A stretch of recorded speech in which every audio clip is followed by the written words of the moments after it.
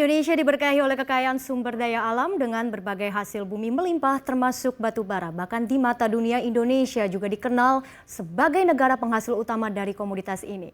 Sehingga inilah saatnya industri batu bara dinilai harus memasuki era baru. Pemerintah mendorong hilirisasi untuk meningkatkan nilai tambah bagi perekonomian. Selengkapnya kami ulas untuk Anda dalam Kekayaan Minerba Indonesia.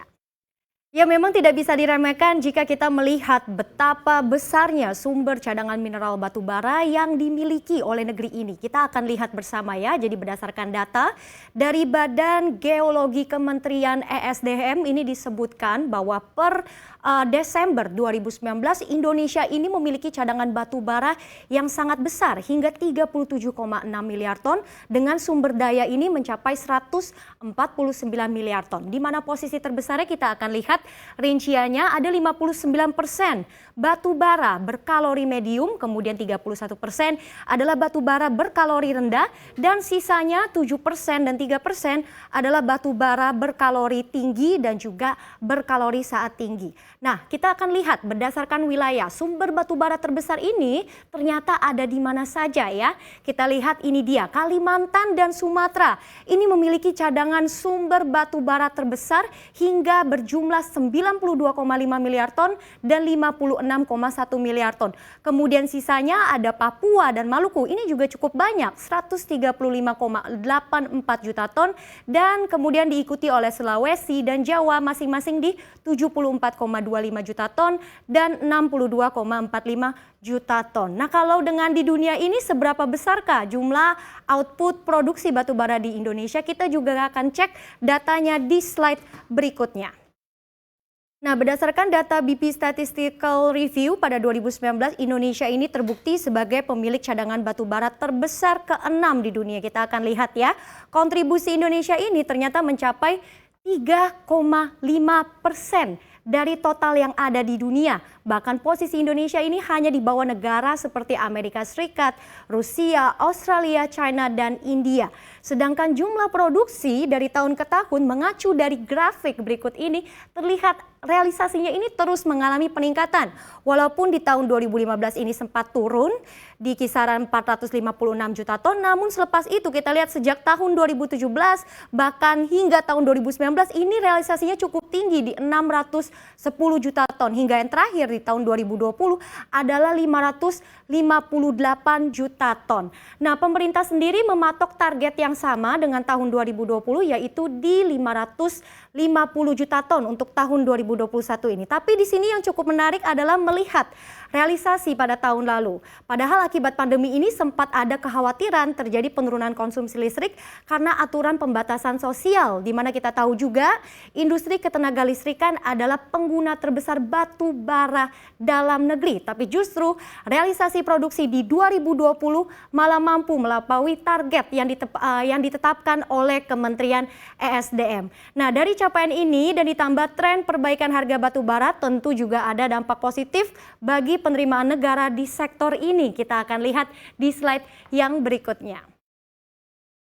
Nah, tahukah Anda per Januari 2021 satu-satunya penerimaan negara bukan pajak yang masih tumbuh positif adalah PNBP SDA non-migas dari sektor minerba. Bahkan kenaikannya adalah 37,9% secara year on year mencapai 2,7 triliun dolar Amerika Serikat. Menteri Keuangan Sri Mulyani mengatakan peningkatan ini didukung oleh kenaikan dari volume ekspor, melonjaknya harga batu bara acuan, dan kita lihat memang harga batu bara acuan pada Februari 2021 ini masih melesat lebih dari 15%. Kemudian juga didukung adanya penambahan permintaan ekspor ke China.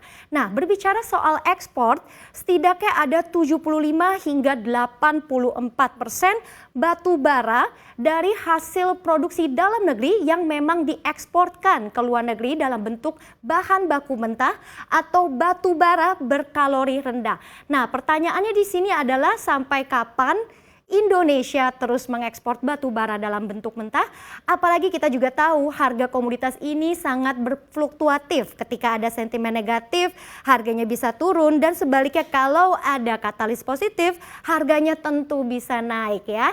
Jadi untuk menghindari apabila harga komoditas ini turun dan ikut membebani neraca perdagangan Indonesia, tentunya pemerintah menyatakan Indonesia sudah saatnya harus gencar mendorong hilirisasi untuk memberi nilai tambah terhadap batu bara.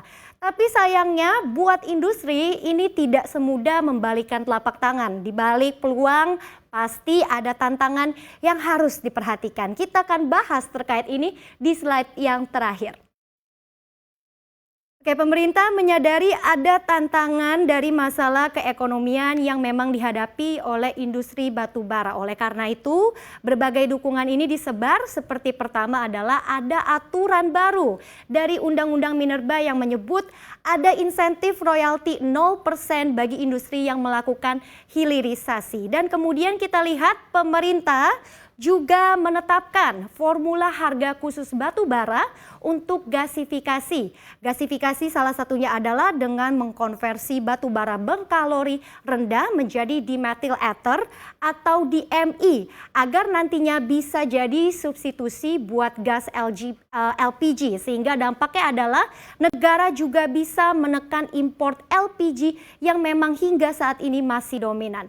Namun terkait gasifikasi, tidak semua pelaku industri batubara ini mengaku siap dari sisi teknologi, sehingga perlu juga dukungan baik itu dari infrastruktur dan juga investasi agar hilirisasi ini lancar dijalankan. Nah, sebenarnya di luar batubara, pemerintah sebetulnya juga fokus hilirisasi untuk tambang mineral lainnya.